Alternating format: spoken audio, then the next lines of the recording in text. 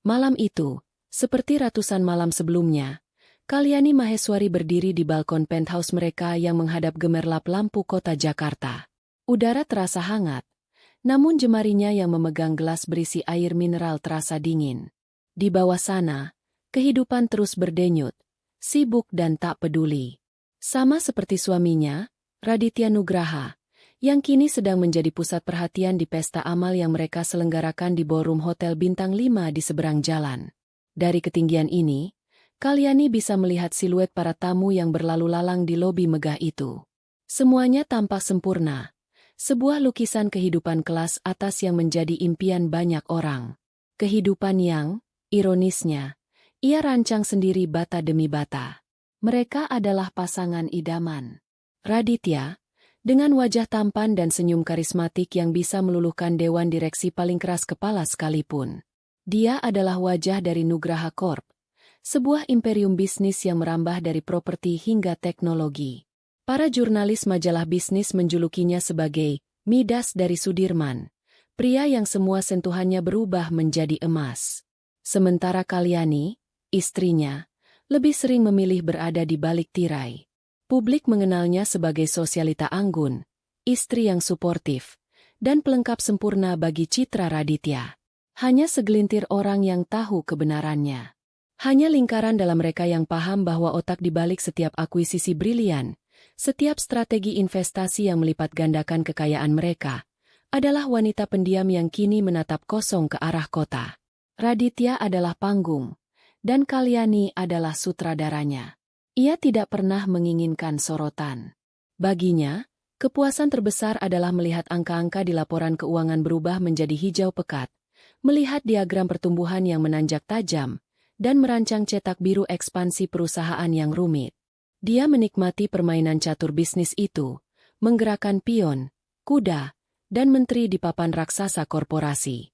Dia membiarkan Raditya menjadi raja, wajah yang menerima semua pujian dan tepuk tangan. Awalnya, itu adalah pembagian peran yang membahagiakan. Raditya pandai berbicara, pandai memikat orang. Kalyani pandai berpikir, pandai menciptakan peluang. Mereka adalah tim yang tak terkalahkan. Namun, dalam 6 bulan terakhir, sebuah nada sumbang mulai terdengar dalam orkestra sempurna mereka. Awalnya samar, seperti desis pelan yang bisa dengan mudah diabaikan. Raditya mulai sering pulang larut. Alasannya selalu sama, rapat mendadak, makan malam dengan klien penting, atau urusan genting di luar kota. Kalyani, yang memegang jadwal suaminya lebih baik daripada asisten pribadinya sendiri, tahu ada beberapa jadwal yang tidak sinkron. Rapat yang Raditya sebutkan ternyata tidak pernah ada dalam agenda perusahaan. Klien yang ia temui ternyata sedang berada di benua lain. Tapi Kalyani diam. Ia mencoba percaya, mencoba menyingkirkan benih curiga yang mulai tumbuh di hatinya. Lalu, keanehan itu menjadi semakin nyata.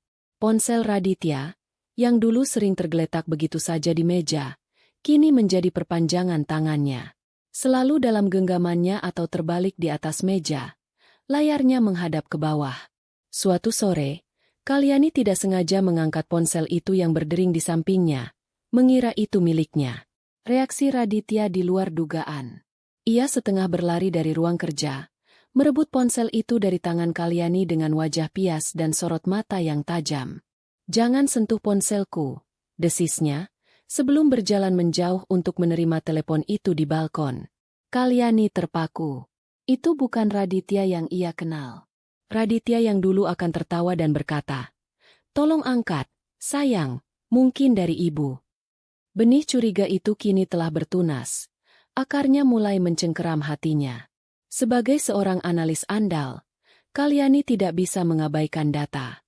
Dan data-data kecil mulai bermunculan, membentuk sebuah pola yang mengerikan. Aroma parfum asing yang menempel di kemeja Raditya saat ia pulang. Bukan parfum mahal dan berkelas seperti yang biasa dipakai kolega bisnis mereka, melainkan aroma manis yang lebih ringan, lebih mudah. Lalu ada laporan kartu kredit. Kalyanilah yang selalu memeriksa semua pengeluaran mereka. Ia menemukan beberapa transaksi janggal. Sebuah butik perhiasan di Plaza Indonesia membeli kalung berlian seharga ratusan juta rupiah, Padahal hari ulang tahun Kalyani masih lama. Beberapa kali makan malam di restoran romantis yang terpencil di sudut kota. Pada tanggal-tanggal yang Raditya klaim sedang sibuk bekerja lembur sendirian di kantor. Setiap anomali itu seperti tusukan jarum kecil di hatinya.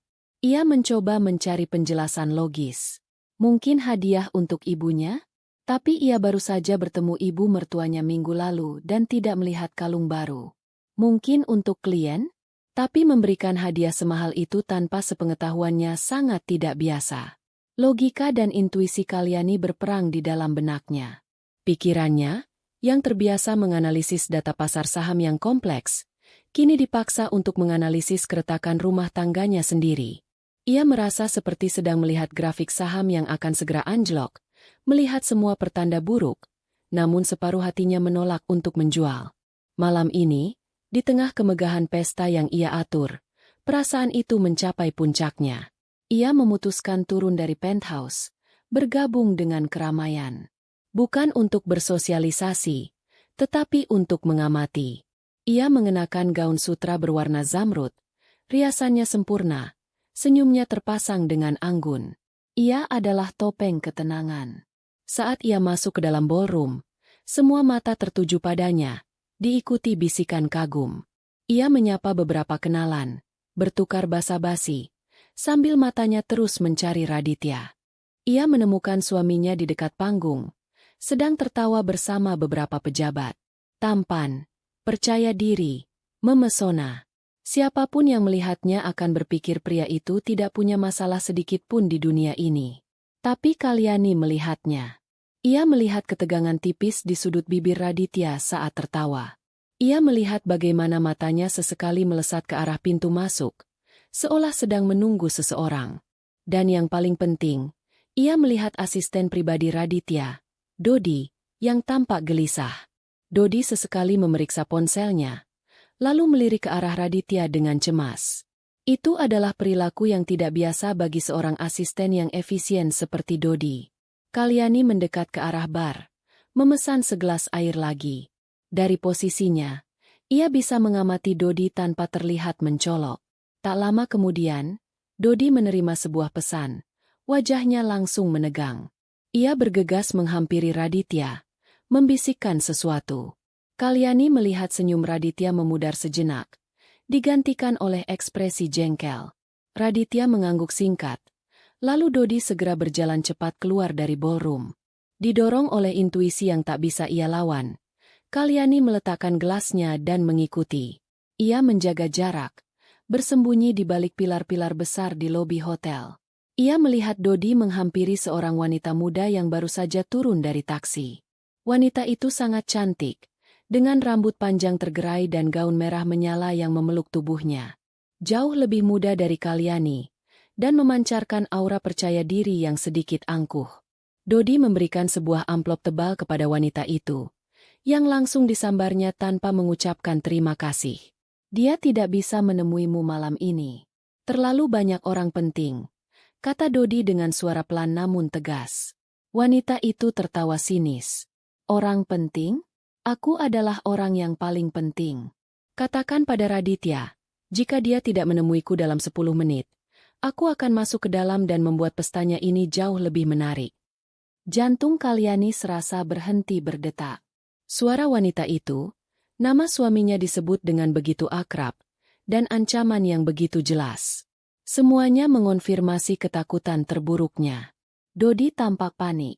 Jangan, Valencia. Tolong jangan lakukan itu. Ini acara penting untuk citra perusahaan. Citra. Valencia tertawa lagi, lebih keras. Aku tidak peduli dengan Citra. Aku peduli dengan apa yang dia janjikan. Sekarang, minggir. Wanita bernama Valencia itu mendorong Dodi dan mulai berjalan menuju ballroom. Pada saat itulah, tatapan matanya bertemu dengan mata Kalyani yang berdiri membeku di balik pilar. Hanya sekilas, tapi cukup. Valencia tersenyum miring, sebuah senyum kemenangan yang penuh ejekan. Seolah ia tahu persis siapa Kalyani dan menikmati momen itu. Lalu, ia berbalik dan berjalan keluar dari hotel, masuk kembali ke taksi lain. Kalyani bersandar pada pilar dingin itu, Kakinya terasa lemas.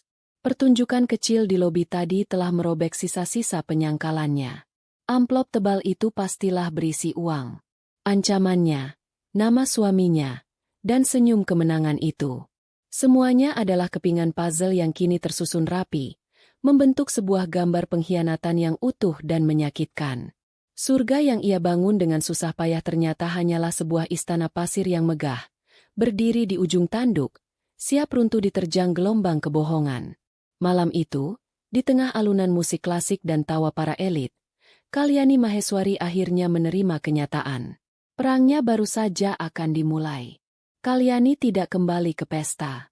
Ia berjalan dengan langkah-langkah yang terasa berat namun mantap menuju lift pribadi yang menghubungkan lobi hotel dengan penthouse mereka. Setiap denting lift yang naik terasa seperti detak mundur menuju sebuah ledakan yang tak terhindarkan. Pikirannya bekerja dengan kecepatan luar biasa, memproses informasi, menganalisis skenario, dan menekan gelombang emosi yang mengancam untuk menenggelamkannya.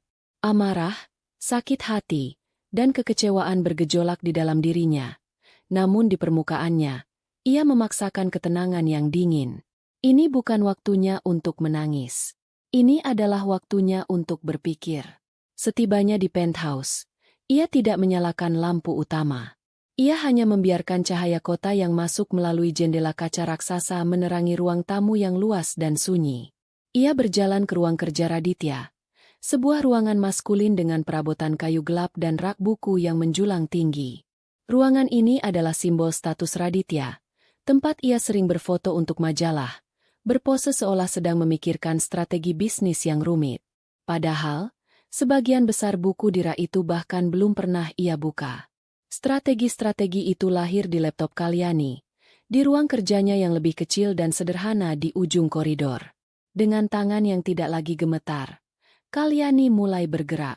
Ia tahu ia tidak punya banyak waktu sebelum Raditya menyadari ketidakhadirannya dan naik untuk memeriksanya. Ia membuka laci meja kerja suaminya satu persatu.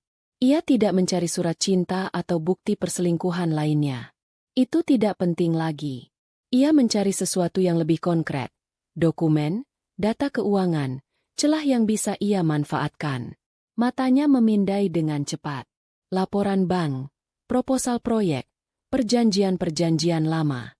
Kemudian, di laci paling bawah, terkunci, ia menemukan apa yang ia cari.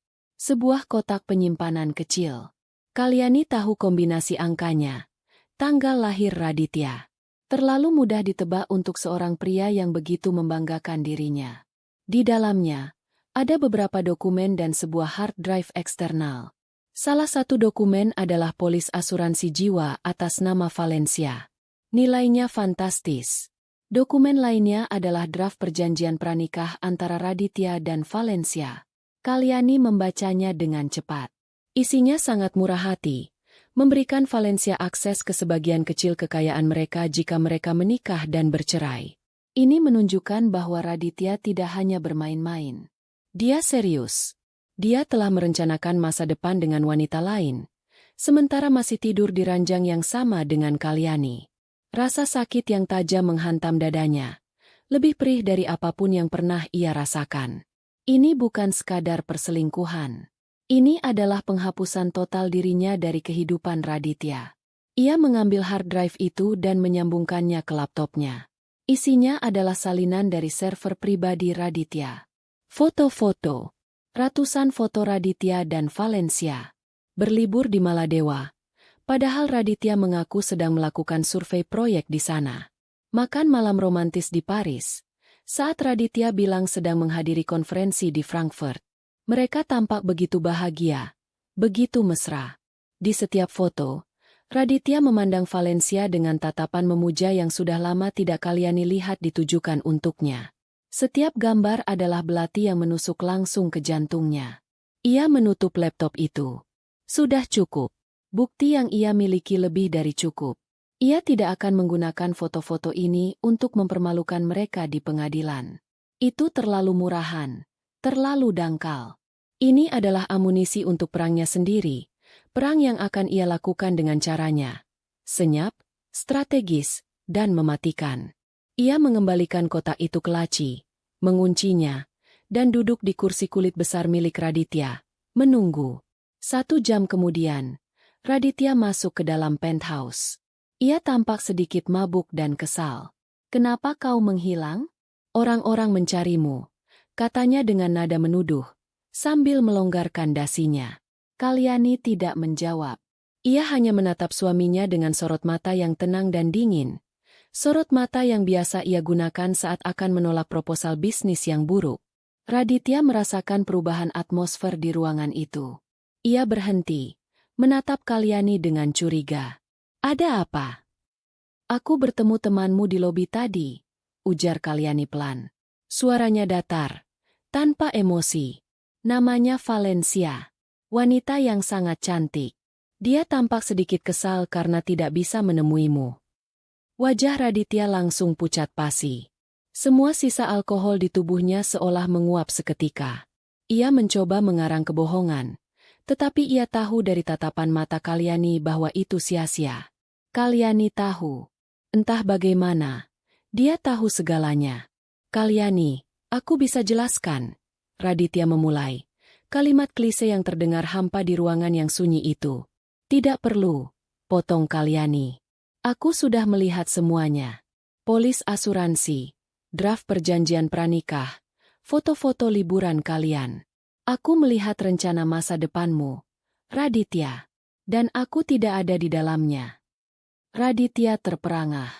Dia tidak menyangka Kalyani akan bergerak sejauh ini, membongkar rahasianya dengan begitu tuntas. Untuk sesaat, ia tampak panik. Namun, kepanikan itu dengan cepat digantikan oleh sesuatu yang lain, sesuatu yang lebih dingin dan kejam. Ia sepertinya menyadari bahwa permainannya telah berakhir, dan topengnya tidak lagi berguna. Ia menegakkan tubuhnya, ekspresinya berubah dari terkejut menjadi acuh tak acuh, bahkan sedikit angkuh. "Baiklah," katanya.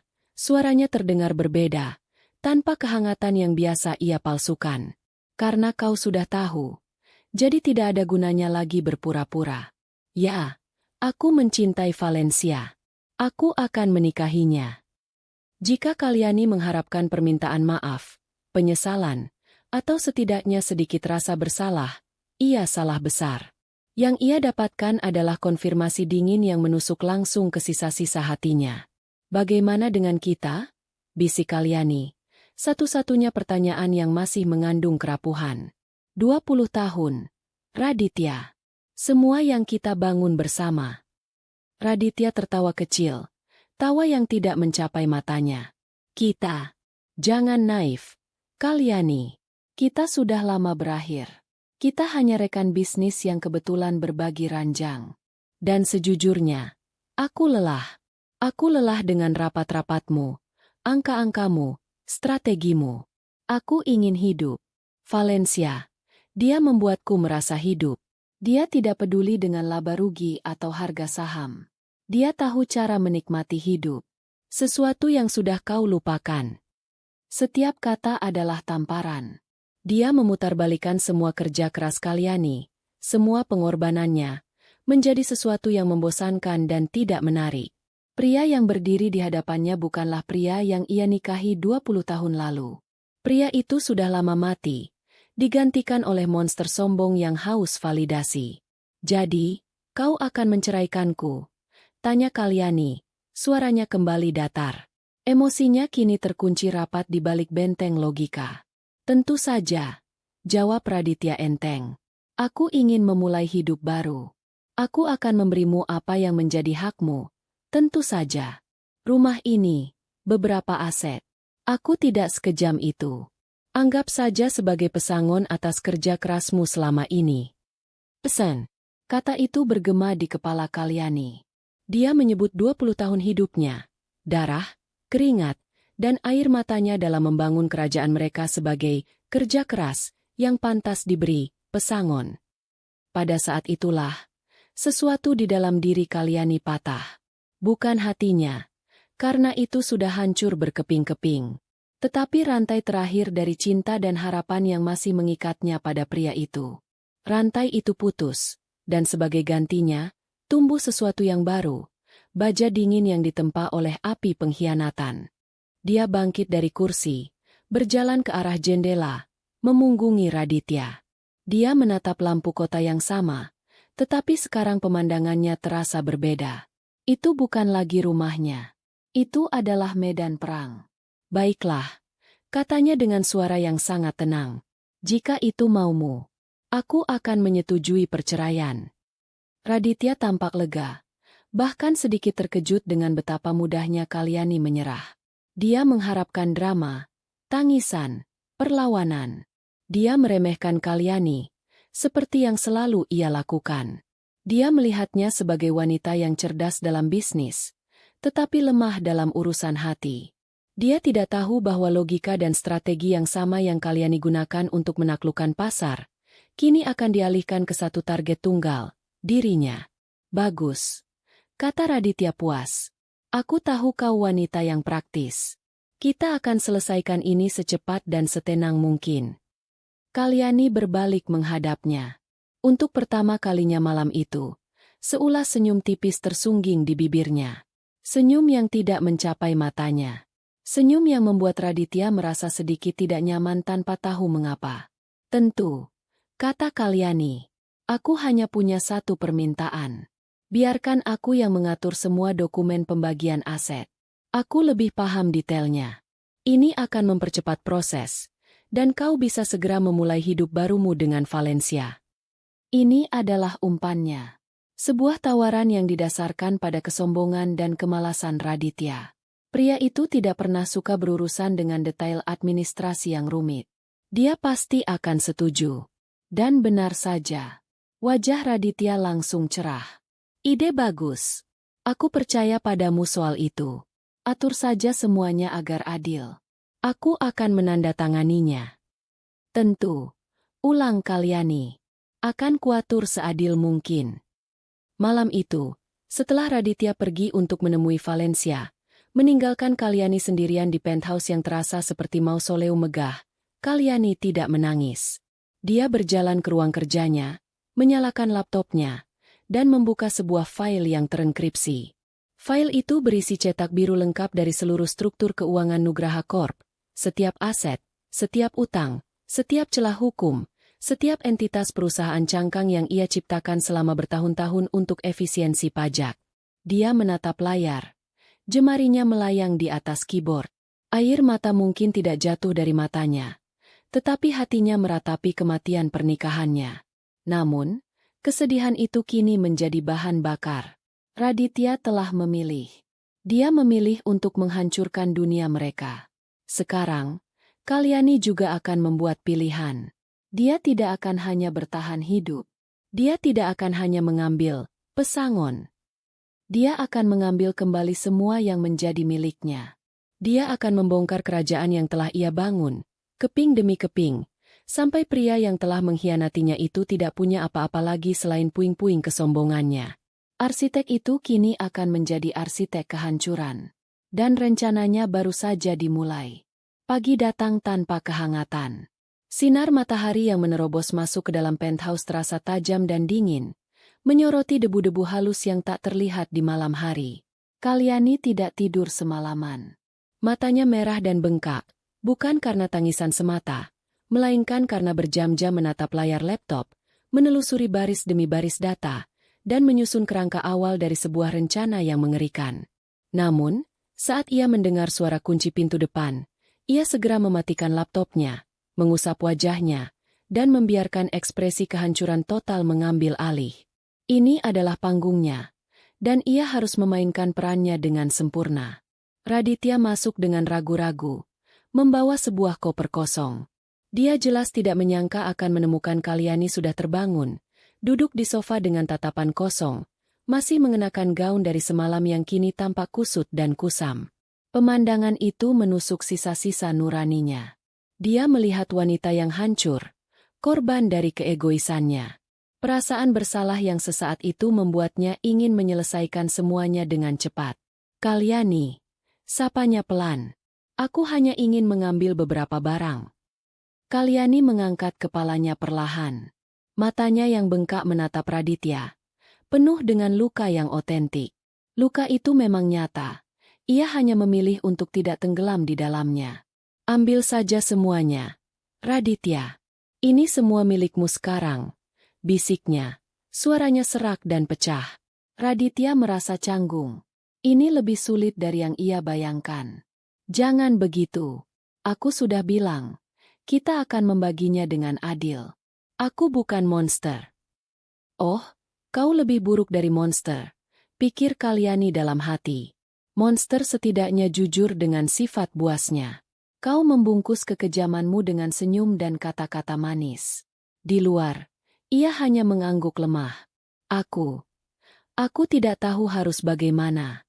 Semua ini terlalu cepat. Melihat kerapuhan Kalyani, sisi superior Raditya mengambil alih. Dia merasa menjadi pria yang berkuasa dan murah hati. Tenang saja. Aku akan mengurusmu. Kau tidak akan kekurangan apapun. Aku akan pastikan pengacaraku menyiapkan perjanjian yang sangat baik untukmu. Tidak perlu, sahut Kalyani cepat. Jangan libatkan orang asing. Ini masalah kita. Ia berhenti sejenak, seolah mengumpulkan kekuatan. Seperti yang aku bilang semalam, biar aku yang menyusun draft pembagiannya. Aku yang paling tahu aset kita. Aku hanya ingin ini cepat selesai. Aku tidak sanggup berlarut-larut. Ini adalah penegasan kembali dari umpannya semalam. Kini diperkuat dengan penampilan seorang wanita yang putus asa. Raditya langsung setuju. Tentu saja, itu adalah solusi terbaik. Kalyani yang mengurus detail membosankan. Sementara dia fokus pada masa depannya yang cerah bersama Valencia. Itu sempurna. Baiklah, jika itu maumu, katanya dengan nada lega. Lakukan apa yang menurutmu terbaik. Aku percaya padamu. Sebuah kebohongan. Dia tidak percaya pada Kalyani. Dia percaya pada kelemahannya. Dia percaya wanita yang patah hati tidak akan mampu berpikir jernih. Itu adalah kesalahan perhitungan terbesarnya.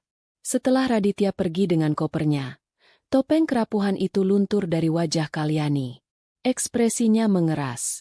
Ia mandi, berganti pakaian dengan setelan kerja yang tajam, dan menyeduh kopi paling pekat yang ia punya. Tidak ada lagi waktu untuk bersedih. Waktu untuk bertindak telah tiba. Panggilan telepon pertamanya adalah kepada Wisnu Subroto, seorang pengacara tua yang telah menangani urusan hukumnya jauh sebelum nama Raditya Nugraha dikenal orang. Wisnu bukan hanya pengacara. Dia adalah mentor dan teman lama almarhum ayahnya. Dia adalah salah satu dari sedikit orang yang tahu bahwa Kalyani adalah arsitek sesungguhnya. Halo, Paman Wisnu. Sapa Kalyani. Suaranya kini tenang dan terkendali. Kalyani, ada apa? Tumben sekali. Jawab suara hangat di seberang sana. Paman, aku butuh bantuanmu. Raditya dan aku akan bercerai. Hening sejenak. Wisnu tidak terkejut. Dia sudah melihat gelagat Raditya selama bertahun-tahun. Aku turut prihatin. Nak, apa yang bisa Paman bantu? Saya tidak butuh simpati. Paman, saya butuh ahli strategi. Saya ingin merestrukturisasi total semua aset pribadi dan bisnis yang berada di bawah kendali saya. Saya ingin membangun sebuah benteng yang baru, atas nama saya sendiri, terpisah dari semua yang berhubungan dengan Nugraha Corp. Wisnu langsung mengerti. Kalyani tidak menggunakan kata balas dendam atau menghancurkan. Dia menggunakan bahasa korporat, restrukturisasi, benteng baru. Wisnu paham kode itu. Ini bukan tentang perceraian biasa. Ini tentang reklamasi sebuah kerajaan. Paman mengerti, kata Wisnu. Nadanya berubah serius. Kapan dan di mana kita bisa bertemu? Bawa semua yang kau punya. Pertemuan itu diadakan sore harinya di sebuah ruang arsip pribadi milik firma hukum Wisnu. Ruangan itu pengap, dipenuhi bau kertas tua, dan jauh dari kemewahan dunia Kalyani. Tempat yang sempurna untuk merencanakan sebuah kudeta senyap. Mereka tidak sendirian.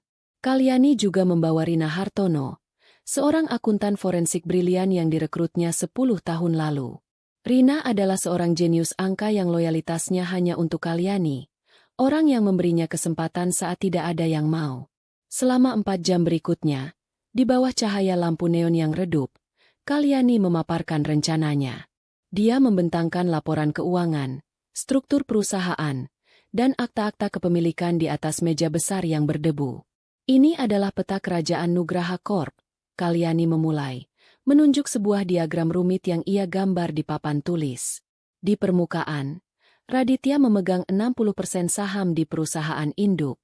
Aset terbesarnya adalah gedung kantor, merek Nugraha, dan beberapa properti komersial.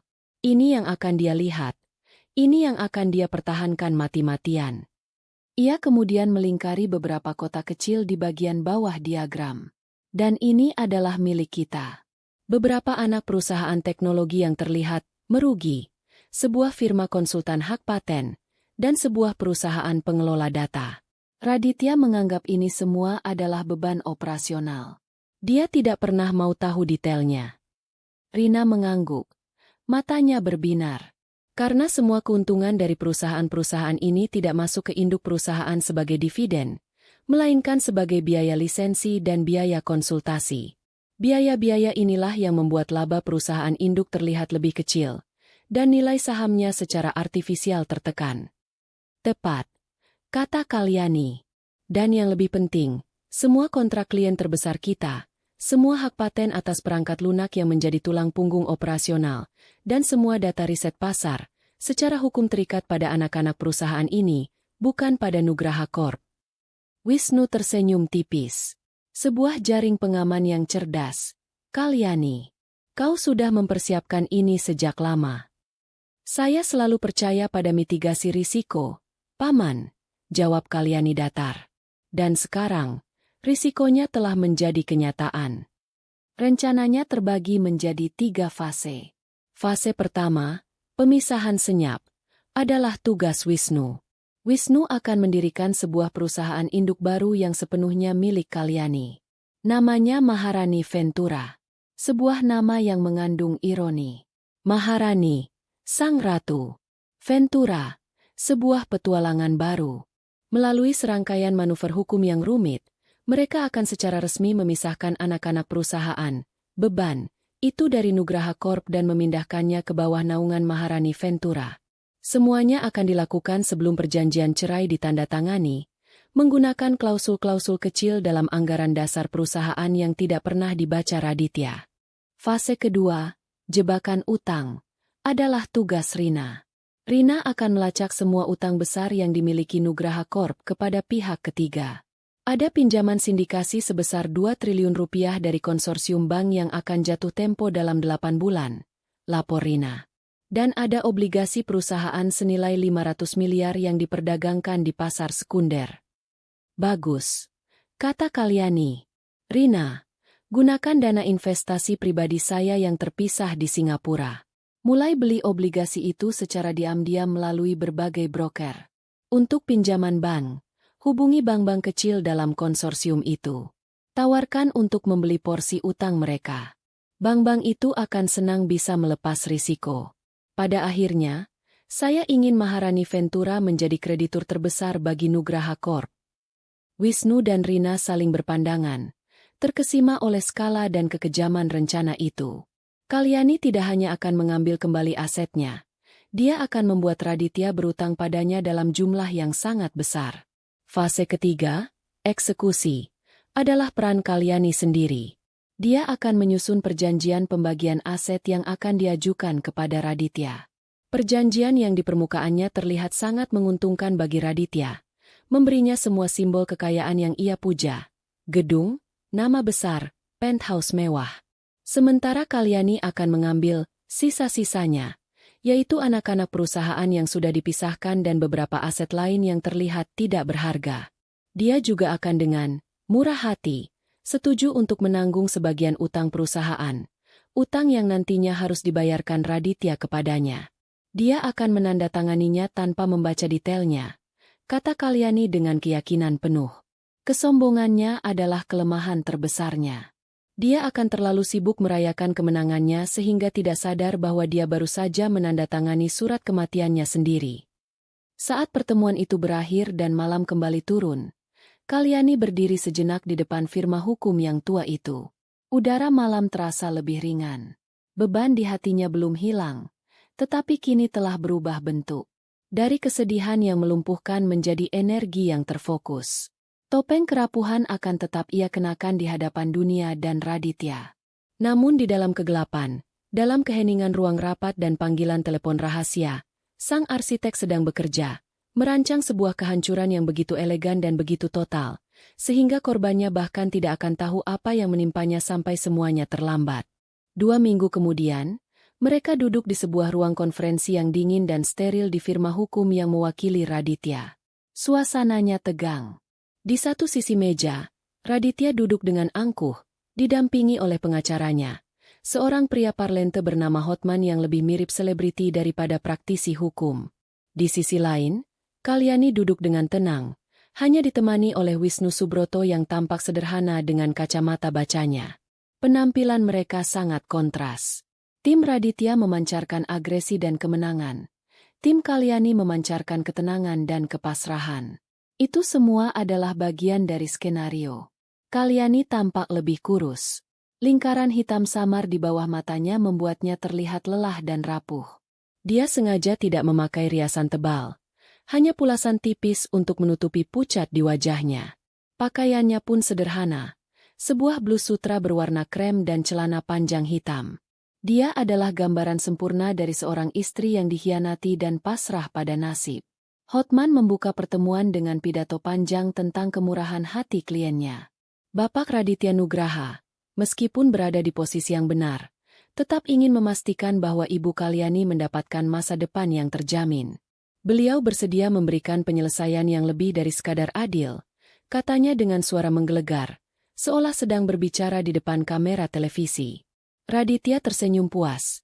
Melirik ke arah Kalyani dengan tatapan yang merupakan campuran antara kasihan dan superioritas. Dia mengharapkan Kalyani akan menunduk atau menangis.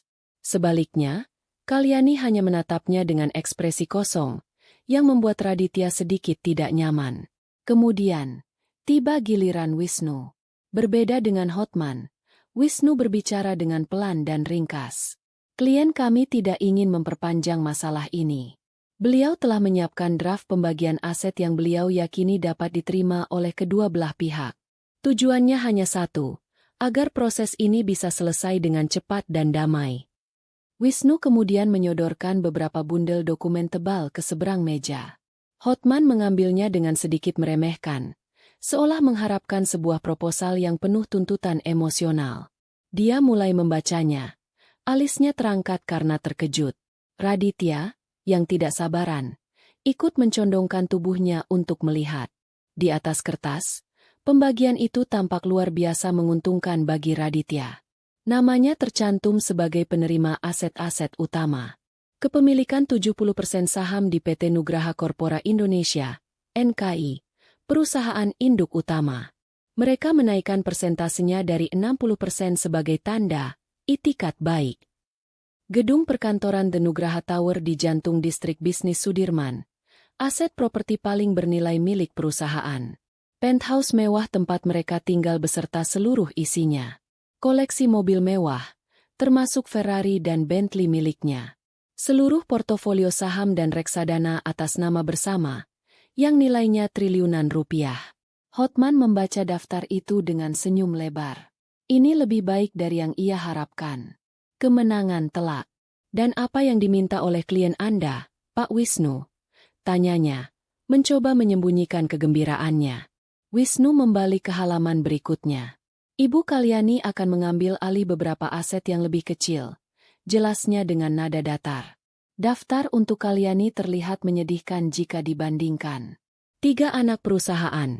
Sebuah perusahaan pengembangan perangkat lunak bernama Cipta Teknika.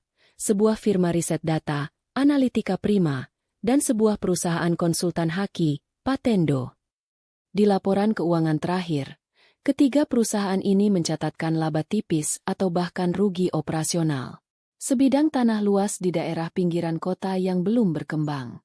Sebuah apartemen servis yang lebih kecil di kawasan Kuningan. Sebagai bagian dari penyelesaian, Ibu Kalyani juga bersedia mengambil alih tanggung jawab atas beberapa pinjaman jangka panjang perusahaan, untuk meringankan beban NKI di masa transisi. Raditya hampir tertawa. Perusahaan-perusahaan kecil itu adalah beban yang selalu ia keluhkan. Tanah di pinggiran itu proyek gagal yang ia beli karena termakan bujukan seorang teman. Dan mengambil alih utang? Itu adalah puncak kebodohan, menurutnya. Dia merasa seperti baru saja memenangkan lotre. Hotman dengan cepat memeriksa lampiran-lampiran, memastikan tidak ada jebakan yang jelas. Semuanya tampak sesuai dengan laporan keuangan resmi. Dia tidak tahu bahwa laporan keuangan itu sendiri adalah sebuah ilusi yang dirancang dengan cermat. Dia tidak tahu bahwa nilai cipta teknika bukan pada labanya, tetapi pada lisensi eksklusif perangkat lunak manajemen yang digunakan oleh seluruh divisi NKI. Dia tidak tahu bahwa Analitika Prima memegang semua data konsumen dan algoritma prediksi pasar yang menjadi dasar setiap keputusan bisnis NKI. Dan dia sama sekali tidak tahu bahwa pinjaman yang diambil alih oleh Kalyani adalah pinjaman yang kreditur barunya adalah Maharani Ventura, perusahaan rahasia milik Kalyani. Ini sangat murah hati, kata Hotman, menatap Wisnu dengan curiga, seolah mencari udang di balik batu. Klien kami hanya ingin memulai hidup baru dengan tenang, jawab Wisnu sederhana. Raditya, yang kesombongannya kini melambung tinggi, menepuk pundak pengacaranya. Sudah kubilang dia wanita yang praktis. Dia tahu di mana posisinya. Ia kemudian menatap Kalyani. Nadanya melunak, dipenuhi rasa kasihan yang dibuat-buat. Terima kasih, Kalyani. Aku menghargai ini. Aku janji kau akan baik-baik saja.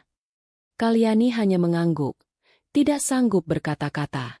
Bukan karena sedih, tetapi karena ia harus menahan keinginan untuk tersenyum.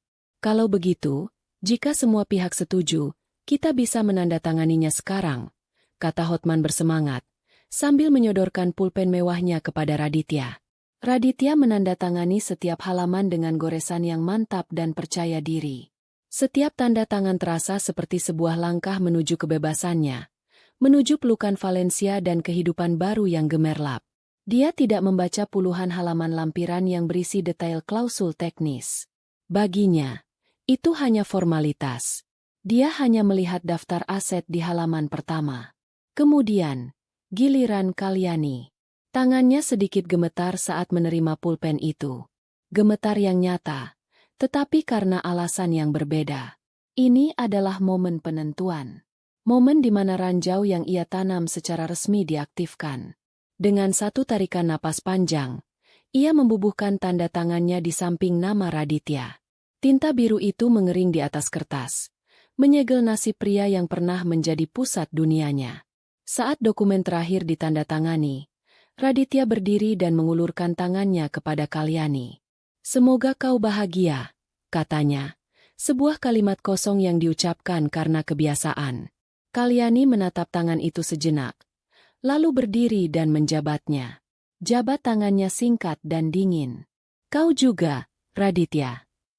Matanya bertemu dengan mata suaminya, mantan suaminya, untuk terakhir kalinya di ruangan itu.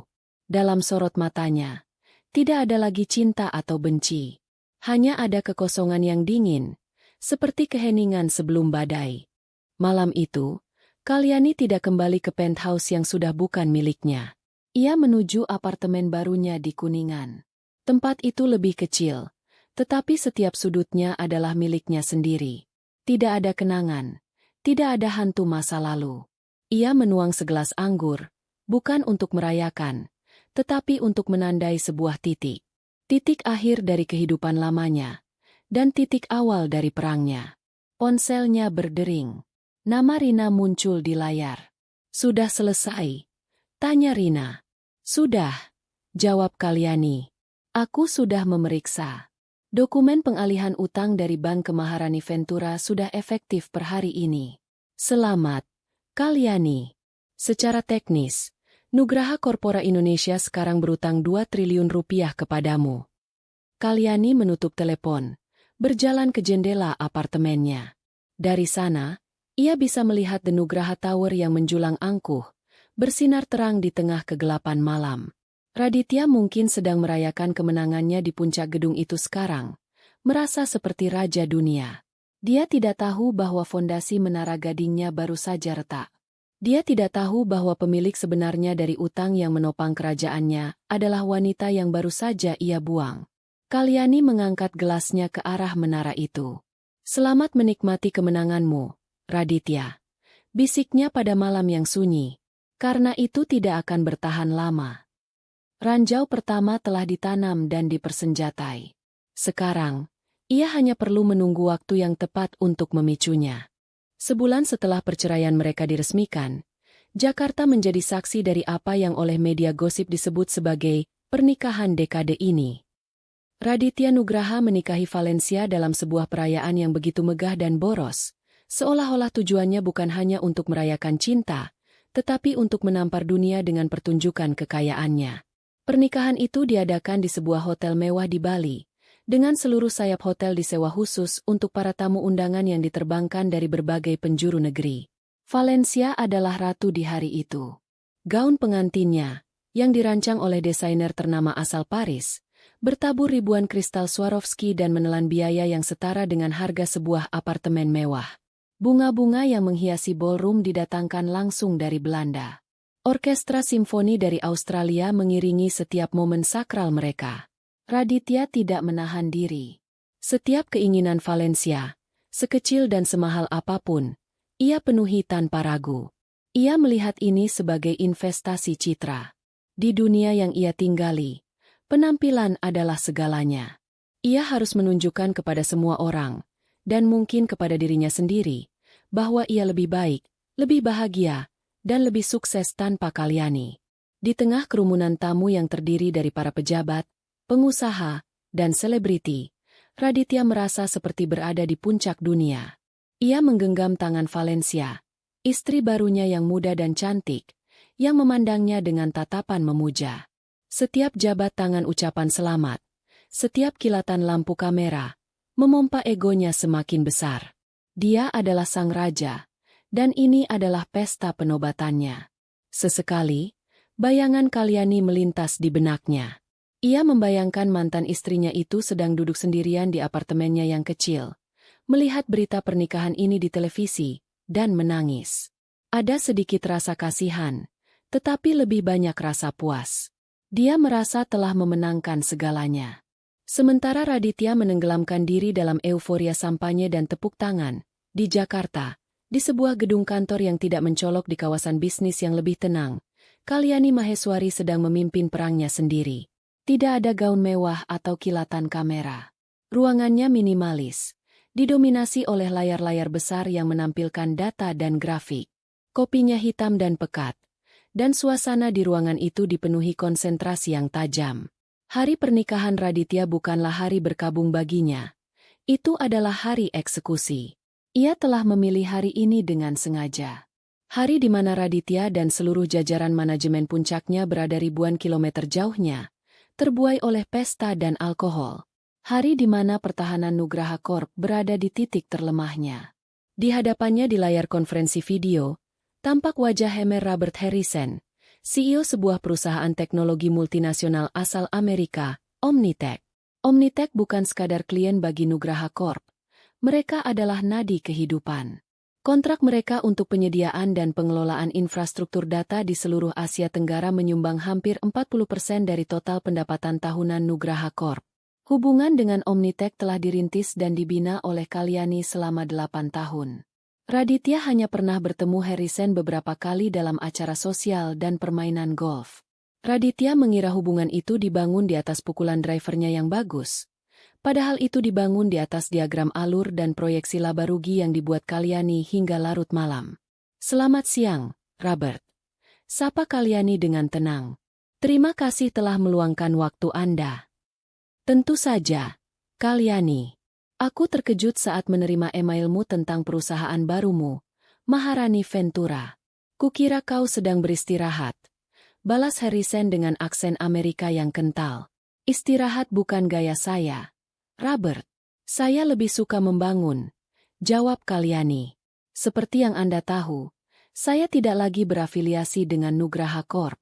Namun, semua aset intelektual, perangkat lunak inti, dan tim ahli yang selama ini menangani proyek Omnitech, kini berada di bawah naungan Maharani Ventura." Harrison mengangkat alis. Jelaskan lebih lanjut. Selama 1 jam berikutnya, Kalyani mempresentasikan proposalnya. Bukan dengan kata-kata manis, tetapi dengan data yang tak terbantahkan. Dia menunjukkan bagaimana struktur Maharani Ventura yang lebih ramping dapat memberikan layanan yang sama dengan efisiensi 20% lebih tinggi. Dia menunjukkan peta jalan pengembangan perangkat lunak baru yang akan mengintegrasikan sistem Omnitek lebih jauh. Sebuah rencana yang pernah ia usulkan di Nugraha Corp tetapi ditolak oleh Raditya karena dianggap terlalu rumit dan tidak menghasilkan publisitas. Dia menjamin bahwa tim inti yang dikenal dan dipercaya Harrison akan tetap menangani akun mereka. Nugraha Corp, di bawah manajemen saat ini, sedang mengalami pergeseran fokus yang signifikan. Kata Kalyani hati-hati, memilih kata-katanya dengan presisi seorang ahli bedah. Fokus mereka lebih kepada citra dan ekspansi properti. Fokus saya, seperti yang selalu Anda tahu, adalah pada teknologi, data, dan hasil nyata untuk mitra saya. Harrison adalah pebisnis kawakan. Dia bisa membaca yang tersirat. Pergeseran fokus adalah cara sopan untuk mengatakan bahwa kapten kapal sedang mabuk di Depesta sementara para teknisi ahli sudah pindah ke skoci penyelamat. Dia tidak peduli dengan pernikahan Raditya atau gosip perceraian mereka. Dia peduli pada stabilitas, keahlian, dan keuntungan. Kalyani menawarkan ketiganya. Nugraha Corp, tanpa Kalyani, kini menjadi sebuah risiko yang tidak perlu. Kirimkan draft kontraknya, Kalyani, kata Harrison akhirnya, setelah hening sejenak untuk berpikir. Tim hukum saya akan memeriksanya. Jika semua sesuai dengan yang kau presentasikan, anggap saja kita punya kesepakatan baru. Terima kasih, Robert. Anda tidak akan menyesal, kata Kalyani, menjaga suaranya tetap profesional. Meskipun jantungnya berdebar kencang karena kemenangan. Setelah panggilan video berakhir, Kalyani bersandar di kursinya. Ini adalah langkah pertama yang paling krusial. Mencabut jantung dari tubuh Nugraha Corp. Tanpa pendapatan dari Omnitek, neraca keuangan perusahaan itu akan berdarah-darah. Ini akan menjadi awal dari efek domino yang telah ia rancang. Malam itu, saat Raditya dan Valencia berdansa di bawah taburan kembang api di langit Bali, Kalyani menandatangani surat pemutusan kontrak atas nama Omnitek yang akan dikirimkan ke kantor Nugraha Corp keesokan paginya. Di ponselnya, muncul notifikasi dari sebuah portal berita. Foto utama adalah Raditya yang sedang mencium Valencia dengan latar belakang matahari terbenam. Judulnya, Raja dan Ratu Baru di Dunia Bisnis. Kalyani menatap foto itu tanpa emosi. Mereka tampak seperti pasangan dalam dongeng. Tapi Kalyani tahu kebenarannya. Mereka tidak sedang berpesta di sebuah istana. Mereka sedang berdansa di atas Titanic. Beberapa saat setelah menabrak gunung es. Mereka terlalu sibuk dengan musik dan sampanye untuk merasakan getaran pertama dari lambung kapal yang mulai robek di bawah kaki mereka. Dan kapten kapal yang baru itu, sang raja, bahkan tidak tahu cara membaca peta atau mengenali bahaya yang ada di depan mata. 2 minggu berlalu dalam kebahagiaan yang kabur bagi Raditya. Bulan madu di Bora Bora adalah segalanya yang ia dan Valencia impikan.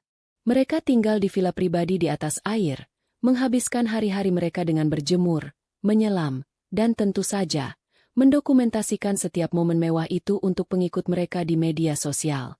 Raditya merasa telah terlahir kembali. Beban pekerjaan dan pernikahan yang membosankan dengan Kalyani telah terangkat. Kini, hidupnya penuh warna, spontan, dan menyenangkan. Namun, semua liburan pasti berakhir. Saat jet pribadi mereka mendarat kembali di Jakarta, dan ia melangkah masuk ke lobi Nugraha Tower, perasaan menjadi raja dunia itu kembali dengan kekuatan penuh. Karyawan menyapanya dengan hormat. Dewan direksi menyambutnya kembali dengan senyuman. Semuanya tampak normal. Dia berjalan ke kantornya yang megah di lantai paling atas. Sebuah ruangan dengan pemandangan 360 derajat ke seluruh kota.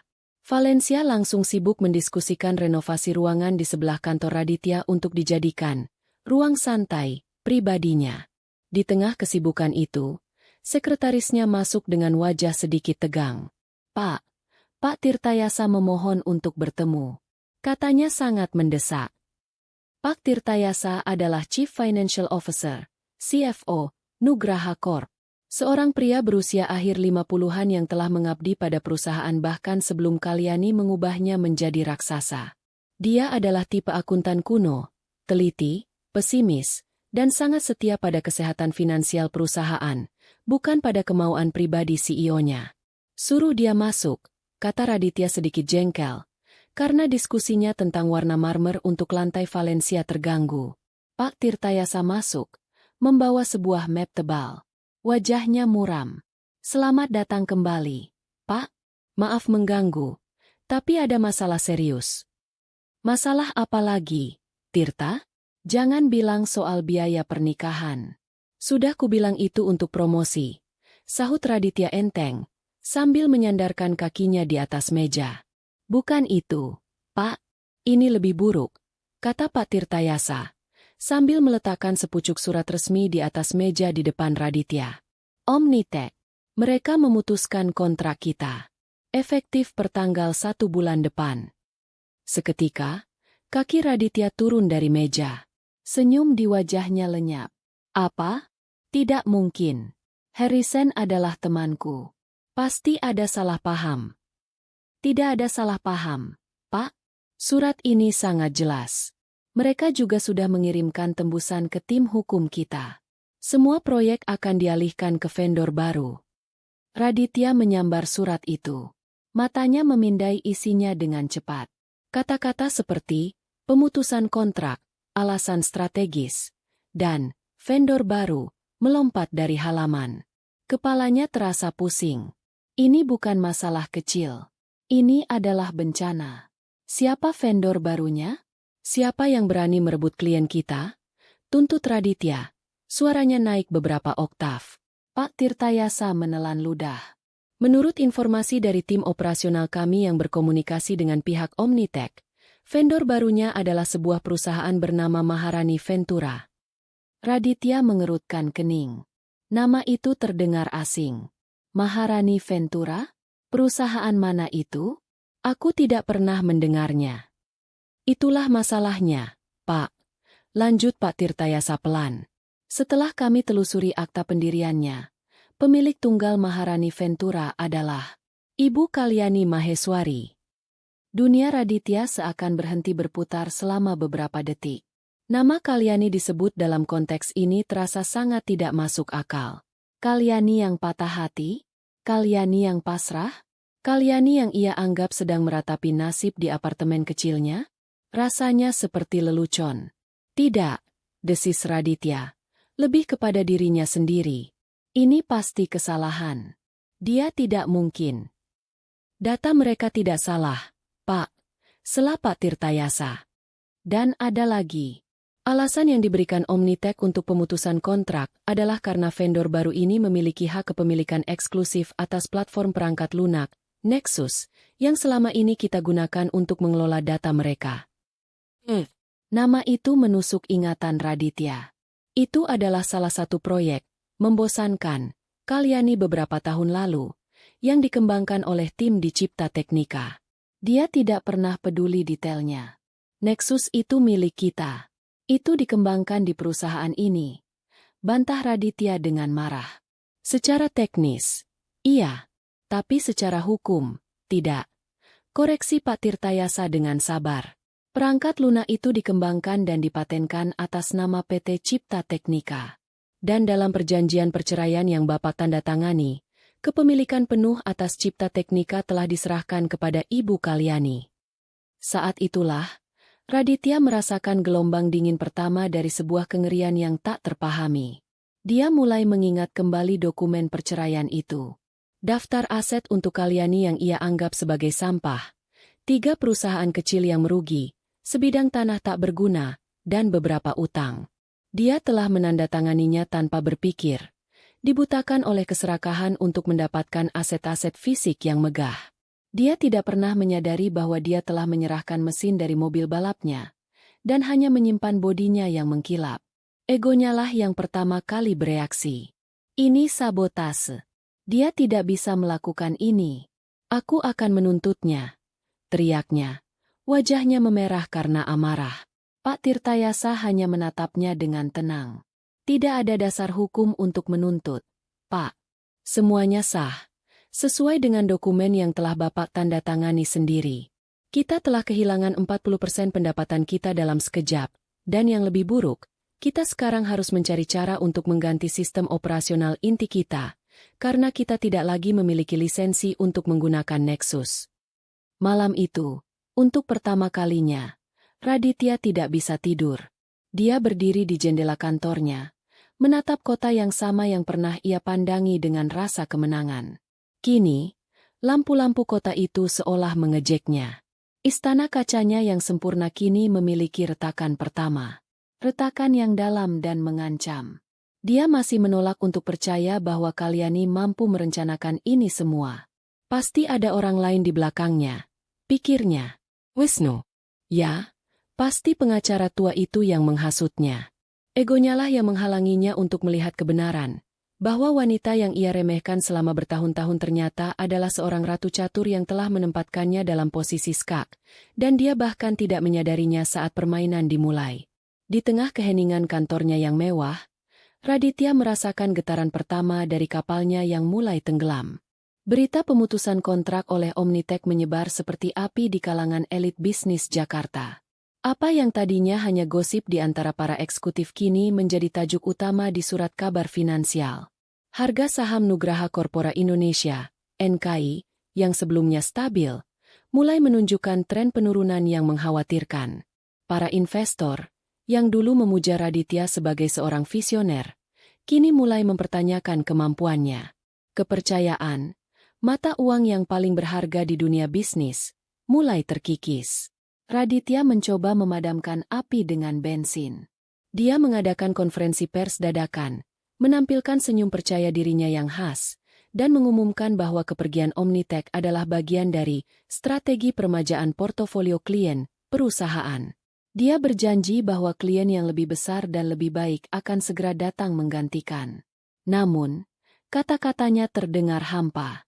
Tidak ada substansi, tidak ada rencana konkret. Para jurnalis yang cerdas melihatnya dengan jelas. Sang raja sedang berbicara, tetapi dia tidak mengenakan pakaian kebesarannya lagi. Di dalam perusahaan, situasinya jauh lebih buruk. Tanpa perangkat lunak Nexus milik Cipta Teknika, efisiensi operasional anjlok. Divisi yang berbeda tidak dapat lagi berbagi data dengan lancar. Laporan menjadi tidak akurat, tenggat waktu terlewatkan, dan produktivitas karyawan menurun drastis. NKI yang tadinya adalah sebuah mesin yang diminyaki dengan baik, kini berderit dan terseok-seok seperti mesin tua yang akan rusak. Pak Tirtayasa, sang CFO, menyajikan kenyataan pahit itu di atas meja Raditya. Kita punya dua pilihan, Pak, katanya dengan suara lelah. Opsi pertama, kita bangun sistem baru dari nol. Ini akan memakan waktu setidaknya 2 tahun dan biaya riset pengembangannya bisa mencapai 1 triliun rupiah. Uang yang saat ini tidak kita miliki. Opsi kedua, kita mencari lisensi perangkat lunak lain yang ada di pasar. Mereka melakukan riset. Dan ironisnya, satu-satunya perangkat lunak di pasar Asia Tenggara yang memiliki kapabilitas setara dan dapat diintegrasikan dengan cepat adalah versi terbaru dari Nexus itu sendiri, Nexus 2.0. Pemilik lisensinya, Maharani Ventura. Ini adalah sebuah langkah catur yang brilian sekaligus kejam dari Kalyani. Dia tidak hanya mengambil klien, dia juga mengambil alat produksi utama, lalu menawarkannya kembali dengan harga yang mencekik. Melalui pengacaranya, Wisnu, Maharani Ventura menawarkan NKI hak lisensi untuk menggunakan Nexus 2.0. Harganya? Biaya lisensi tahunan yang besarnya setara dengan 15% dari total pendapatan kotor NKI. Sebuah angka yang tidak masuk akal dan akan melumpuhkan marin keuntungan perusahaan. Raditya merasa terhina. Membayar Kalyani untuk menggunakan perangkat lunak yang ia anggap miliknya adalah sebuah pil pahit yang tidak bisa ia telan. Tidak, cari alternatif lain. Dari Eropa, Amerika, mana saja. Aku tidak akan memberinya 1 sen pun. Teriak Raditya dalam rapat direksi. Tetapi tidak ada alternatif lain yang praktis. Implementasi sistem baru dari luar negeri akan memakan waktu berbulan-bulan, dan selama itu, perusahaan akan terus merugi. Dengan berat hati, Dewan Direksi memaksanya untuk menerima tawaran itu sebagai solusi sementara. Raditya terpaksa menandatangani kontrak yang terasa seperti surat penyerahan diri. Setiap kuartal, NKI kini harus mentransfer miliaran rupiah ke rekening perusahaan mantan istrinya, hanya untuk bisa tetap beroperasi. Arus kas perusahaan mulai berdarah. Pendapatan dari Omnitech hilang, digantikan oleh biaya lisensi yang sangat besar kepada Maharani Ventura.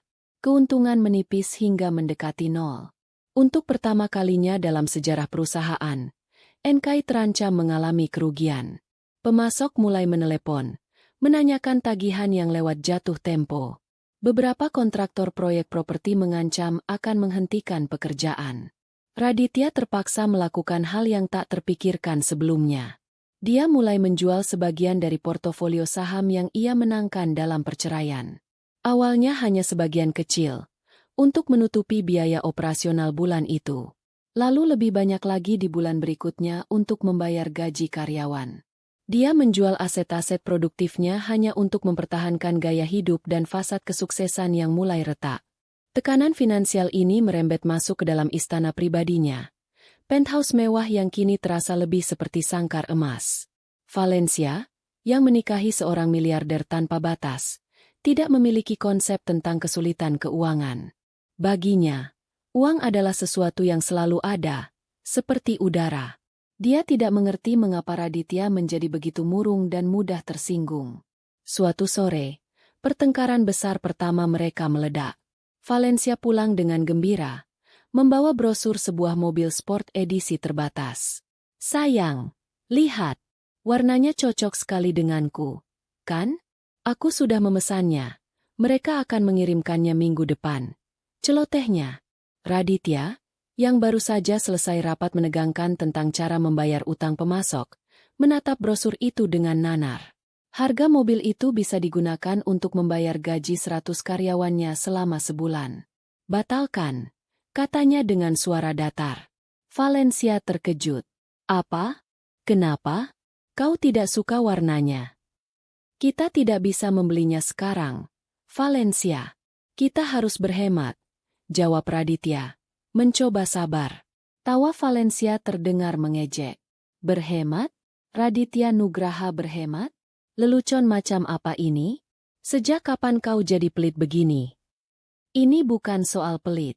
Ini soal kondisi perusahaan yang sedang sulit. Balas Raditya, suaranya mulai meninggi. Aku tidak mau tahu soal perusahaanmu, jerit Valencia. Wajah cantiknya berubah masam. Aku menikahimu bukan untuk mendengar keluhan soal uang. Aku menikah dengan seorang raja, bukan akuntan yang pusing. Kalau kau tidak bisa membelikanku mobil, itu artinya kau sudah tidak mencintaiku lagi. Raditya terpana. Logika absurd Valencia membuatnya sadar akan sebuah kebenaran yang mengerikan. Cinta wanita ini ternyata memiliki label harga. Kemitraan yang ia harapkan ternyata hanyalah sebuah transaksi. Valencia adalah aset mewah lainnya yang ia miliki, dan aset ini menuntut biaya perawatan yang sangat tinggi, terlepas dari kondisi keuangannya. Pertengkaran itu menjadi pola.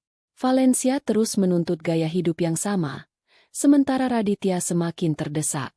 Setiap penolakannya dibalas dengan tuduhan bahwa ia telah berubah, bahwa ia tidak lagi peduli. Kehidupan baru yang ia dambakan, yang penuh tawa dan kesenangan, kini dipenuhi oleh tuntutan materialistis dan pertengkaran yang melelahkan. Malam itu, setelah pertengkaran hebat lainnya tentang rencana Valencia untuk merenovasi total penthouse mereka, Raditya memilih untuk tidak pulang. Dia mengendarai mobilnya tanpa tujuan, sebelum akhirnya berhenti di area parkir bawah tanah The Nugraha Tower. Dia mematikan mesin, dan keheningan di dalam mobil terasa memekakan. Dia menatap gedung perkantoran yang menjulang di atasnya. Dulu, gedung itu adalah simbol kekuasaannya. Sekarang, rasanya seperti sebuah monumen mahal yang menguras semua sumber dayanya. Dia terjebak dalam kebohongannya sendiri tentang kesuksesan. Terjebak dalam pernikahan dangkal yang ia pilih. Dan yang paling menakutkan, ia terjebak dalam jaring tak terlihat yang ditenun oleh Kalyani. Dia memukul setir mobilnya dengan frustrasi.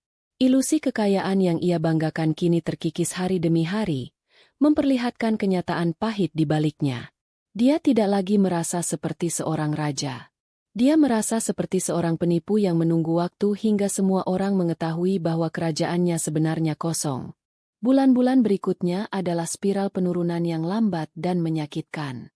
Raditya berjuang mati-matian untuk menjaga kapalnya agar tidak tenggelam. Dia menjual lebih banyak saham, menggadaikan beberapa properti pribadi, dan mengambil pinjaman jangka pendek dengan bunga tinggi hanya untuk menambah lubang-lubang di arus kas perusahaannya. Setiap hari adalah pertempuran, dan dia merasa semakin lelah. Namun, di tengah keputusasaan itu, secercah harapan muncul. Sebuah ide yang ia yakini akan menjadi penyelamatnya. Dia masih memiliki satu aset raksasa yang belum tersentuh, The Nugraha Tower. Gedung itu sendiri adalah sebuah ikon, dengan nilai pasar yang sangat tinggi. Rencananya sederhana, ia akan menggunakan gedung itu sebagai jaminan untuk mendapatkan satu pinjaman restrukturisasi yang sangat besar dari konsorsium bank baru. Pinjaman itu akan cukup untuk melunasi semua utang kecil yang berbunga tinggi, menyuntikkan modal kerja baru ke perusahaan, dan memberinya ruang bernapas untuk membangun kembali bisnisnya. Selama beberapa minggu, Raditya mencurahkan seluruh energinya untuk rencana ini. Dia menyiapkan proposal setebal ratusan halaman, lengkap dengan proyeksi keuangan yang terlalu optimis. Untuk sesaat, percikan dari dirinya yang dulu kembali. Dia merasa percaya diri, kuat, dan memegang kendali. Ini adalah pertaruhan terakhirnya, dan dia yakin akan menang. Dia bahkan berhasil meyakinkan beberapa bank untuk masuk ke tahap negosiasi akhir. Pada hari yang ditentukan untuk bertemu dengan para bankir, Raditya mengenakan setelan terbaiknya. Dia merasa ini adalah hari titik baliknya. Saat ia sedang merapikan dasinya di depan cermin di kantornya, sekretarisnya masuk dengan wajah pias, membawa sebuah amplop berlogo sebuah firma hukum terkemuka yang tidak ia kenal. Ini baru saja diantar oleh kurir. "Pak," tulisannya, "sangat mendesak dan rahasia," kata sekretaris itu dengan suara gemetar. Raditya membukanya dengan tidak sabar. Di dalamnya ada beberapa lembar dokumen hukum yang padat. Matanya langsung tertuju pada kalimat pembuka, pemberitahuan peringatan dan percepatan pelunasan utang. Jantungnya serasa mencelos. Surat itu adalah pemberitahuan resmi yang menyatakan bahwa PT Nugraha Corpora Indonesia telah melanggar perjanjian kredit, khususnya klausul yang mengharuskan perusahaan menjaga rasio laba terhadap utang di tingkat tertentu. Akibat pelanggaran ini, seluruh sisa pinjaman sindikasi sebesar 2 triliun rupiah beserta bunga berjalannya, dinyatakan jatuh tempo dan harus dilunasi seketika. Napas Raditya tercekat. 2 triliun. Dibayar sekarang. Itu mustahil. Dia melihat nama firma hukum yang mengirim surat itu, lalu mencari tahu siapa kreditur yang mereka wakili. Dengan tangan gemetar, dia menelepon Hotman, pengacaranya. "Aku baru saja menerima surat peringatan. Pinjaman sindikasi kita diminta lunas sekarang juga. Cari tahu siapa di balik ini. Kita harus bernegosiasi." Perintahnya dengan panik. 1 jam kemudian, Hotman menelepon kembali. Suaranya terdengar aneh, seolah kalah bahkan sebelum berperang. "Raditya, ini buruk. Sangat buruk." "Apa maksudmu? Siapa mereka?" desak Raditya. "Ini bukan bank lagi. Selama 6 bulan terakhir, kepemilikan utang itu telah berpindah tangan di pasar sekunder. Porsi demi porsi telah dibeli oleh satu entitas," jelas Hotman. "Pemegang mayoritas mutlak dari utangmu adalah sebuah perusahaan investasi swasta bernama Maharani Ventura." Hening. Di ujung telepon, Raditya tidak bisa berkata apa-apa. Suara di sekitarnya seakan menghilang. Hanya ada satu nama yang berputar-putar di kepalanya, menghantamnya dengan kekuatan sebuah godam. Maharani Ventura. Kalyani. Pada saat itu, seluruh kepingan puzzle yang mengerikan itu jatuh ke tempatnya. Ini bukan nasib buruk. Ini bukan ketidakberuntungan. Ini bukan sabotase acak. Ini adalah sebuah rencana yang dieksekusi dengan presisi tanpa ampun sejak hari pertama. Aset-aset, sampah, yang dia ambil, klien yang pergi, perangkat lunak yang hilang, Dan sekarang, utang yang menjerat lehernya. Semuanya adalah bagian dari arsitektur kehancuran yang sama. Dia telah menari mengikuti irama yang dimainkan Kalyani tanpa pernah menyadarinya. Pertemuannya dengan bankir dibatalkan. Tidak ada bank yang mau memberikan pinjaman kepada perusahaan yang baru saja ditagih utang 2 triliun rupiah. Tidak ada jalan keluar. Dia mencoba menjual The Nugraha Tower dalam kepanikan. Tetapi tidak ada yang mau membeli aset sengketa dengan cepat. Dalam waktu kurang dari seminggu, Maharani Ventura secara resmi mengajukan gugatan pilot terhadap PT Nugraha Corpora Indonesia. Prosesnya berjalan cepat dan brutal. Pengadilan mengabulkan permohonan itu, dan seorang kurator ditunjuk untuk mengambil alih dan melikuidasi semua aset perusahaan untuk membayar utang kepada kreditur, yang utamanya adalah Kalyani. Hari kehancuran itu tiba. Kurator dan timnya datang ke The Nugraha Tower. Raditya, yang bukan lagi CEO, hanya bisa menonton saat mereka menyegel ruangannya. Dia diperintahkan untuk mengemasi barang-barang pribadinya ke dalam sebuah kotak kardus kecil. Saat dia berjalan keluar dari kantornya untuk terakhir kali, melewati tatapan kasihan dan cemooh dari para karyawannya, rasa malunya begitu besar hingga terasa seperti beban fisik. Tapi penghinaan itu belum berakhir. Saat dia tiba di penthouse, dia menemukan pemandangan yang lebih buruk. Sebuah surat pemberitahuan penyitaan tertempel di pintu mahoni mereka yang megah. Karena penthouse itu adalah aset perusahaan, maka itu pun termasuk yang disita. Mereka diberi waktu 24 jam untuk mengosongkan tempat itu. Saat itulah Valencia akhirnya meledak. Semua kepura-puraan dan senyum manisnya lenyap, digantikan oleh amarah yang buas. "Kau pembohong," teriaknya, sambil melemparkan sebuah vas kristal ke dinding. "Kau bilang kau seorang raja. Ternyata kau hanya seorang pecundang. Kau menghancurkan hidupku." "Valencia, tenanglah. Kita akan melalui ini." Raditya mencoba menenangkan.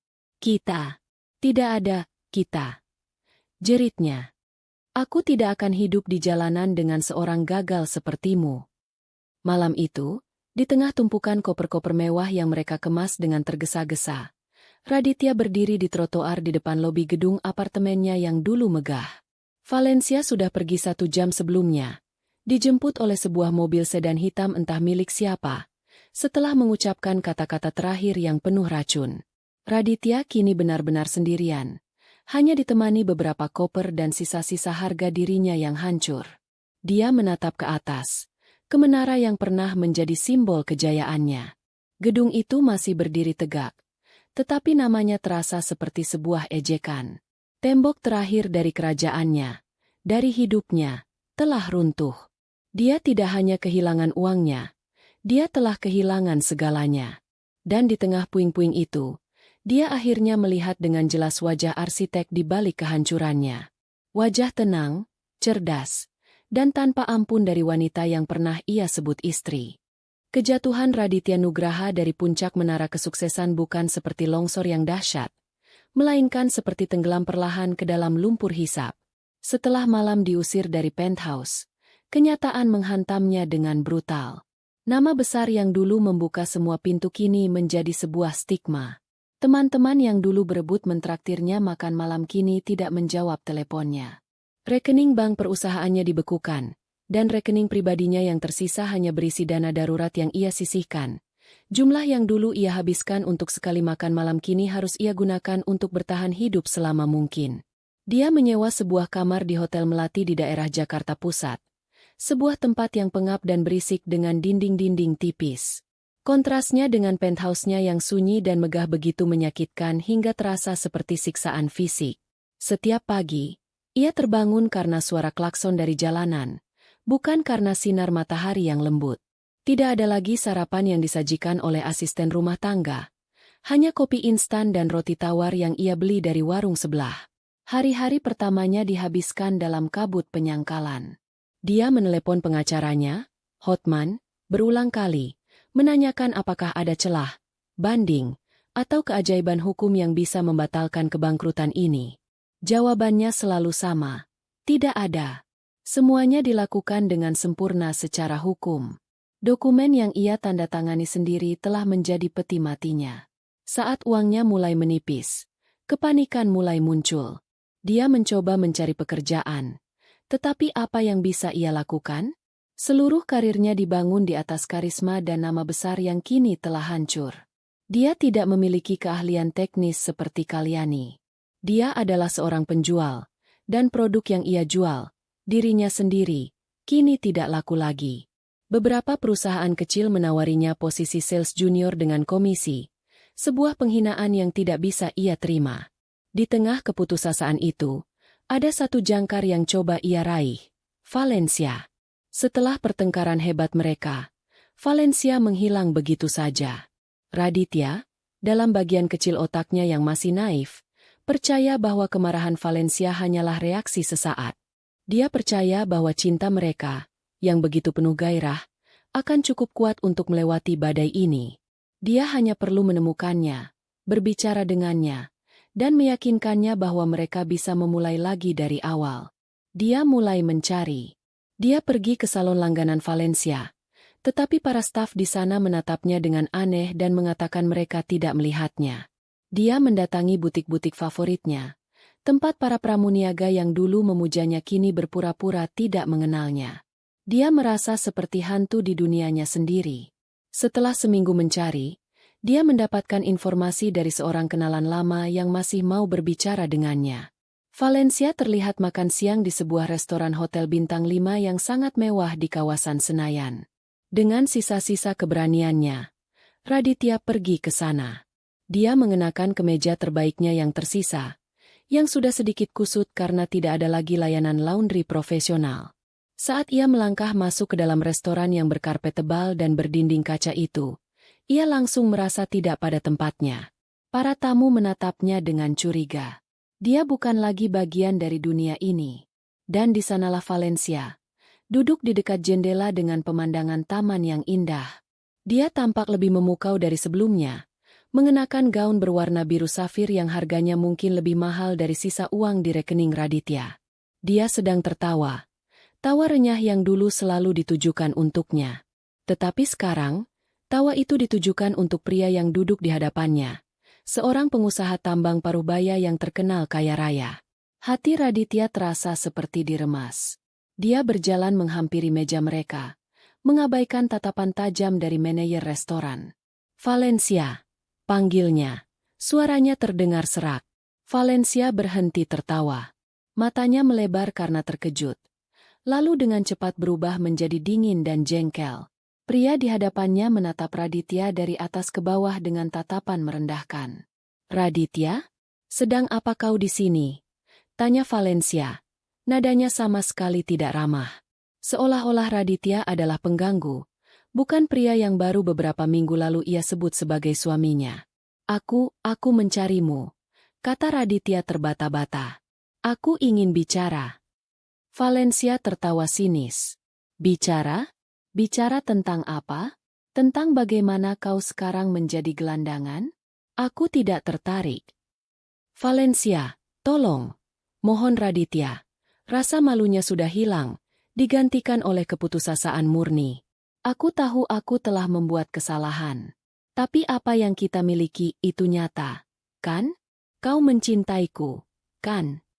Inilah pertanyaan terakhir dari seorang pria yang tenggelam, yang masih berharap ada seutas tali untuk dipegang. Tapi Valencia tidak melemparkan tali. Dia melemparkan sebuah batu. Dia menatap Raditya dengan tatapan yang merupakan campuran antara kasihan dan jijik. "Mencintaimu." Dia mengucapkan kata itu seolah-olah itu adalah bahasa asing. "Raditya, jangan bodoh. Aku mencintai Raditya Nugraha sang miliarder. Aku mencintai penthouse di Sudirman, liburan di Eropa, dan akses tanpa batas ke butik Chanel. Aku tidak mencintai Raditya si bangkrut yang memakai kemeja kusut." Pria di seberang meja tertawa kecil, jelas menikmati drama itu. "Kau adalah tiket emas, Raditya," lanjut Valencia. Suaranya tajam seperti pecahan kaca. "Tiket menuju kehidupan yang aku inginkan. Tapi tiketmu sudah kedaluarsa. Jadi, tentu saja aku turun dan mencari kereta lain yang lebih mewah. Apa kau pikir aku akan menemanimu tinggal di hotel kecoa dan makan nasi bungkus? Aku tidak sebodoh itu. Setiap kata adalah sayatan. Semua kenangan indah mereka, tawa, ciuman, janji-janji, kini terlihat sebagai sebuah kebohongan besar. Dia tidak pernah dicintai. Dia hanya digunakan. Dia mengorbankan segalanya. Pernikahannya, kerajaannya, kehormatannya, bukan untuk cinta sejati, melainkan untuk sebuah ilusi yang ia bayar dengan sangat mahal. Jadi semua itu hanya sandiwara? Bisiknya. Suaranya nyaris tak terdengar. Anggap saja sebuah investasi, jawab Valencia dingin. Dan investasiku padamu ternyata buruk. Sekarang, jika kau tidak keberatan, pergilah. Kau membuat pemandangan jadi tidak enak. Dia berbalik, kembali tertawa dan berbincang dengan teman kencan barunya. Seolah Raditya tidak pernah ada di sana. Raditya mundur perlahan. Dia berjalan keluar dari restoran itu, melewati tatapan para tamu yang kini penuh dengan cemoohan. Dia tidak merasakan amarah lagi. Yang ada hanyalah kehampaan yang luar biasa. Dia telah kehilangan segalanya. Dan sekarang dia bahkan kehilangan kebohongan yang ia gunakan untuk membenarkan semua tindakannya. Dia sendirian di tengah reruntuhan hidupnya, disadarkan oleh kenyataan bahwa bidadari yang ia puja ternyata memiliki wajah yang paling buruk dari semuanya. Wajah ketamakan yang dingin dan tanpa ampun.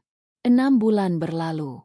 Musim telah berganti, dan begitu pula lanskap dunia bisnis Jakarta. Nama Raditya Nugraha telah memudar dari ingatan publik, menjadi sekadar cerita peringatan yang dibisikkan di antara para pialang saham. Sebaliknya, sebuah nama baru kini bersinar terang, Kalyani Maheswari. Majalah bisnis internasional, Global Fortune, menampilkan wajahnya di sampul depan edisi terbaru mereka. Fotonya sederhana namun kuat. Dia tidak mengenakan perhiasan yang mencolok atau gaun malam. Dia mengenakan blus putih bersih dan blazer berwarna gelap, dengan rambut yang diikat rapi. Matanya menatap lurus ke kamera, memancarkan kecerdasan, ketenangan, dan kekuatan yang tak terbantahkan. Judul di bawah fotonya tertulis dalam huruf tebal, Sang Arsitek, Kebangkitan Kembali Kalyani Maheswari dan Imperium Teknologi Maharani Ventura. Artikel di dalamnya tidak membahas perceraiannya atau kejatuhan Raditya. Itu adalah sebuah studi kasus bisnis yang brilian. Artikel itu memuji visi Kalyani dalam mengidentifikasi dan mengamankan aset-aset inti berbasis teknologi. Mereka menyoroti bagaimana Maharani Ventura, di bawah kepemimpinannya, telah tumbuh secara eksponensial, mengakuisisi beberapa perusahaan rintisan yang menjanjikan, dan kini menjadi pemain utama di sektor teknologi data dan kecerdasan buatan di Asia Tenggara. Dia bukan lagi bayangan di balik seorang pria. Dia adalah kekuatan itu sendiri. Kehidupan Kalyani telah berubah total. Dia pindah dari apartemen transisinya ke sebuah rumah yang ia rancang sendiri di kawasan yang tenang dan hijau. Rumah itu modern, lapang, dan penuh cahaya, tetapi tidak berlebihan. Kantor pusat Maharani Ventura juga mencerminkan filosofi barunya. Bukan gedung pencakar langit yang dingin dan angkuh, melainkan sebuah kompleks perkantoran bergaya kampus dengan banyak ruang terbuka, area kolaborasi, dan fasilitas yang mendukung kesejahteraan karyawan. Budaya perusahaannya adalah inovasi dan rasa hormat, bukan ego dan penampilan. Dia menemukan kembali kebahagiaan dalam hal-hal yang pernah ia lupakan. Dia mulai melukis lagi, hobi masa kecilnya. Dia banyak menghabiskan waktu membimbing para insinyur muda di perusahaannya, terutama para perempuan, memastikan mereka mendapatkan pengakuan dan kesempatan yang layak. Kemenangannya atas Raditya terasa seperti sesuatu yang terjadi di kehidupan lain. Balas dendam telah tercapai, tetapi itu bukan lagi pusat dunianya. Itu hanyalah langkah pertama yang perlu ia ambil untuk membersihkan jalan bagi masa depannya. Keadilan telah ditegakkan, dan kini ia bebas untuk membangun, bukan untuk menghancurkan. Suatu sore yang cerah, Kalyani sedang dalam perjalanan pulang dari kantor. Dia duduk di kursi belakang mobilnya, meninjau beberapa proposal di tabletnya. Mobil berhenti di persimpangan lampu merah yang ramai di salah satu jalan utama kota. Di luar, kehidupan berjalan seperti biasa.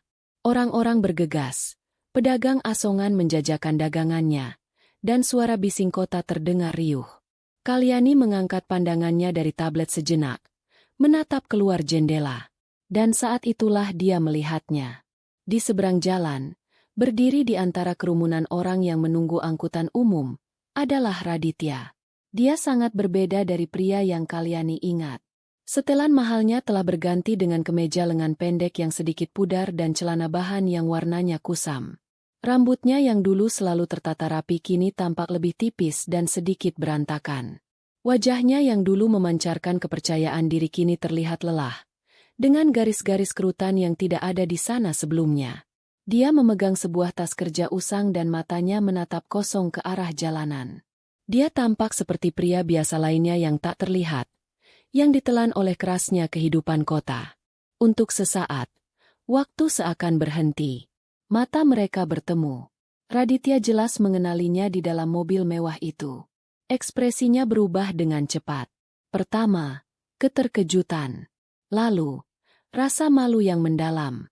Diikuti oleh kilatan pemahaman yang menyakitkan. Seolah-olah dalam satu detik itu dia akhirnya mengerti skala penuh dari apa yang telah hilang darinya. Dia tidak hanya melihat mantan istrinya. Dia melihat perwujudan dari semua kesuksesan, kekuasaan, dan kehidupan yang seharusnya menjadi miliknya. Dia melihat arsitek dari dunianya, yang kini telah membangun dunia baru yang cemerlang tanpanya. Di sisi lain, Kalyani menatapnya tanpa emosi. Tidak ada kebencian, tidak ada rasa kemenangan, tidak ada dendam. Yang ada hanyalah perasaan asing, seolah melihat seseorang dari masa lalu yang sangat jauh. Pria yang berdiri di seberang jalan itu tidak lagi memiliki kuasa atas hatinya. Dia hanyalah sebuah kenangan, sebuah pelajaran mahal yang telah ia pelajari. Lampu lalu lintas berubah menjadi hijau. Sopir Kalyani menginjak pedal gas, dan mobil itu meluncur maju dengan mulus, meninggalkan persimpangan itu di belakang. Kalyani tidak menoleh ke belakang. Dia mengalihkan pandangannya kembali ke tablet di tangannya, ke masa depan yang sedang ia rancang. Di trotoar, Raditya tetap berdiri membeku. Bahkan ketika orang-orang di sekitarnya mulai bergerak. Dia terus menatap ke arah mobil yang semakin menjauh itu hingga hilang dari pandangan. Asap knalpot yang ditinggalkan mobil itu terasa seperti metafora dari hidupnya. Dia ditinggalkan dalam kepulan asap masa lalu. Sementara Kalyani melaju kencang menuju fajar yang baru. Fajar yang ia ciptakan sendiri, untuk dirinya sendiri. Sang ratu telah merebut kembali tahtanya, bukan dengan mewarisinya, tetapi dengan membangunnya dari nol di atas puing-puing pengkhianatan. Dan kerajaannya kali ini akan bertahan selamanya.